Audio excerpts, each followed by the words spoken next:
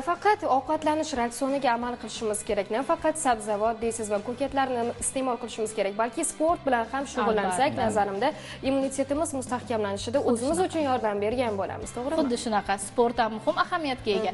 Lekin to'g'ri, ozish davomiyligida insonning tanasi 80% ovqatlanishdan, 20% esa sportdan ozadi. Atigi 20%. Lekin bu deganda sport qilinmasin deyilmaydi. Albatta, sportning o'zini o'rni bor. Bu nafaqat ozishimiz, balki uyqumiz yaxshilanishi, stress kamayishi, immunitetlarimiz oshishi, uzoq umr ko'rishimiz, hattoki shular uchun ham foydali hisoblanadi. Erinchoqlar bor oramizda, baribir sport turiga qiziqadi, lekin bormaydi. Ularga nima maslahat berasiz? Hech bo'lmaganda bir kunda 10 ming qadam yurish. Mana hech qanaqa bir kiyim talab qilmaydi yoki qayergadir borish talab qilmaydi, pul talab qilmaydi. Shunchaki kechqurun mana ujin qilib bo'lganingizdan keyin, kechki ovqatdan keyin 40 minutdan keyin 10 ming qadam yurishga chiqib ketish kerak. Bu eng zo'ri.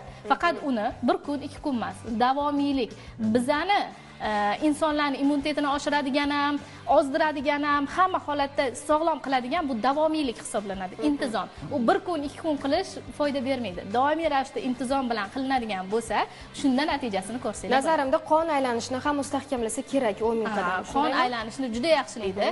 Undan ham tashqari qonda kislorodni yaxshilab ta'minlagan hisobiga kislorod miyada yaxshi aylanadi va sizni tinchlantirib, uyqungizni yaxshilashni boshlaydi. Hozir hammada muammo uyqu yaxshi emas. Juda ko'pchilikda 12, 1 bo'lib ketadi, uxlashmaydi.